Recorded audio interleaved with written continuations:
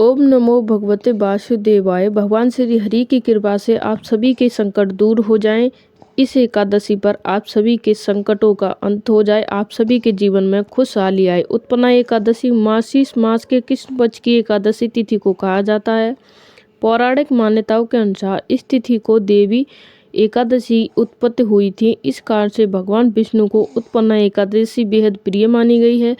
इस दिन भगवान विष्णु की विधि विधान से पूजा की जाती है और इस एकादशी व्रत रखा जाता है। दोस्तों, उत्पन्ना एकादशी की व्रत कथा पाठ करना बहुत ही जरूरी है। दोस्तों, माना जाता है इस कथा पाठ करने वाले को हर कार्य में सिद्धि प्राप्त होती है और सभी बिगड़े कार्य बन जाते हैं। दोस्तों, जो इंसान इस कथा को सुनता है और पढ़ता है, यानी उसके सारे बिगड़े हुए कार्य बन जाते हैं। चलिए दोस्तों, एकादशी व्रत कथा का संपूर्ण विस्तार से जान लेते हैं। दोस्तों, उत्पन्ना एकादशी। युधिष्ठिर कहने लगे, हे भगवान, आपने हजारों यज्ञ और लाखों गोदानों को भी एकादशी व्रत के बराबर नहीं बताया, सो यह तिथि सब उत्तम तिथियों से उत्तम कैसे हो सकती। भगवान कहने लगे, हे युधिष्ठिर, सतयुग में मुर नाम का दैत्य उत्पन्न हुआ। वह बड़ा बलवान और भयानक था। उस प्रचंड दैत्य ने इंद्र, आदित्य, वसु, वायु, अग्नि आदि सभी देवताओं को पराजित करके भगा लिया।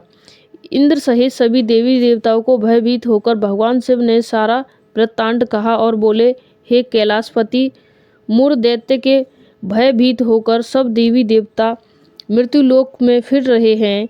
तब भगवान शिव ने कहा, हे देवताओं, तीनों लोकों के स्वामी, भक्तों के दुखों का नाश करने वाले भगवान विष्णु की शरण में जाओ, वे ही तुम्हारे दुखों को दूर कर सकते हैं। शिव जी के ऐसे वचन सुनकर सभी देवी देवता क्षीर सागर में पहुंचे। वहां भगवान को शयन करते देख हाथ जोड़कर उनकी स्तुति करने लगे कि हे देवी देवताओं, स्तुति करने योग्य प्रभु, आपको बारंबार नमस्कार है। देवताओं की रक्षा करने वाले मधुसूदन, आपको नमस्कार है। आप हमारी रक्षा करें। दैत्यों से भयभीत होकर हम सब आपकी शरण में आए हैं। आप इस संसार के कार्यकर्ता, माता पिता, उत्पत्ति और पालन करता हैं, संहार करने वाले हैं, सबको शांति प्रदान करने वाले हैं। आकाश और पाताल भी आप ही हैं। सबके पितामह ब्रह्मा, सूर्य, चंद्र, अग्नि, सामग्री, होम, आहुति, मंत्र, तंत्र, जप, यजमान, यज्ञ, कर्म कर्ता, भोक्ता भी आप ही हैं। आप सर्वव्यापक हैं। आपके सिवा तीनों लोकों में चर तथा अचर कुछ भी नहीं है। हे भगवान, दैत्यों ने हमको जीत कर स्वर्ग से भ्रष्ट कर दिया और हम सब देवी देवता इधर उधर भागे भागे फिर रहे हैं। आप उन दैत्यों से हम सब की रक्षा करें। इंद्र के ऐसे वचन सुनकर भगवान विष्णु कहने लगे, हे इंद्र, ऐसा मायावी दैत्य कौन है जिसने सब देवी देवताओं को जीत लिया? उसका नाम क्या है? उसमें कितना बल है और किसके आश्रय में है तथा उसका स्थान कहाँ? यह सब मुझे कहो। भगवान ऐसे वचन सुनकर इंद्र बोले, भगवान, प्राचीन समय में एक नाड़ीजंग नामक राक्षस था।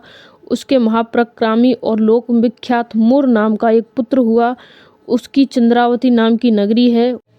उसी ने सभी देवी देवताओं को स्वर्ग से निकालकर यहाँ अपना अधिकार जमा लिया है।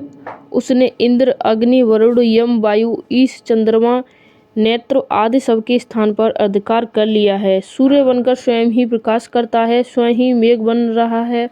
और सबसे अज्ञेय ये है कि असुर निकंद उस दुष्ट को मारकर देवी देवताओं को अज्ञान बनाए। यह वचन सुनकर भगवान ने कहा, हे देवताओं, मैं शीघ्र ही उसका संहार करूंगा। तुम चंद्रावती नगरी जाओ। और इस प्रकार कहकर भगवान सहित सभी देवी देवताओं को चंद्रावती नगरी की ओर प्रस्थान किया। उस समय सब दैत्य मुर सेना सहित युद्ध भूमि में गरगरा रहे थे तथा उसकी भयानक गर्जना सुनकर सभी देवी देवताओं को भय से चारों ओर दिशाओं में भागने लगे। जब स्वयं भगवान रणभूमि में आए और दैत्य उन सभी पे अस्त्र शस्त्र आयुध लेकर दौड़े, भगवान ने उन्हें सर्प के समान अपने बाणों से ढींढ डाला, यानी बींध डाला। बहुत से दैत्य मारे गए, केवल मुर बचा। अब अविचल भाव से भगवान के साथ युद्ध कर रहा था। भगवान जो भी तीक्ष्ण बाण चलाते, यानी तीक्ष्ण बाण चलाते लिए पुष्प सिद्ध होता, उसका शरीर छित्र भिन्न हो गया। किंतु वो लगातार युद्ध करता रहा। दोनों के बीच मल युद्ध भी हुआ। 10,000 वर्ष तक उनका युद्ध चला, लेकिन किंतु मुर नहीं हारा। थककर भगवान भद्राश्रम चले गए। वहाँ हेमवती नाम सुंदर गुफा थी। उसमें विश्राम करने के लिए भगवान उसके अंदर प्रवेश कर गए। यह गुफा 12 योजनाओं लंबी है और उसका एक ही द्वार है। विष्णु भगवान वहां योग निद्रा की गोद में सो गए। मुर भी पीछे पीछे आ गया और भगवान को सोया देखकर मारने को उद्यम हुआ। तभी भगवान के शरीर से उज्ज्वल क्रांतिमय रूप वाली देवी प्रकट हुई। देवी ने राक्षस मुर को ललकारा, युद्ध किया और उसे तत्काल मौत के घाट उतार दिया। श्री हरि जब योग निद्रा की गोद से उठे तो सब बातों को जानकर उस देवी से कहा, आपका जन्म एकादशी दिन हुआ है, अतः आप उत्पन्ना एकादशी के नाम से पूजित होंगी। आपके भक्त वही होंगे जो मेरे भक्त हैं। जय श्री हरि। दोस्तों, ये थी उत्पन्ना एकादशी व्रत की कथा। आपको अच्छी लगी हो। भगवान श्री हरि की कृपा से आप सभी के भी संकट दूर हो जाए, आपके जीवन में खुशहाली आए। और आप सभी ने हमारी वीडियो को देखा, इसलिए आपके जीवन में हमेशा खुशहाली आए।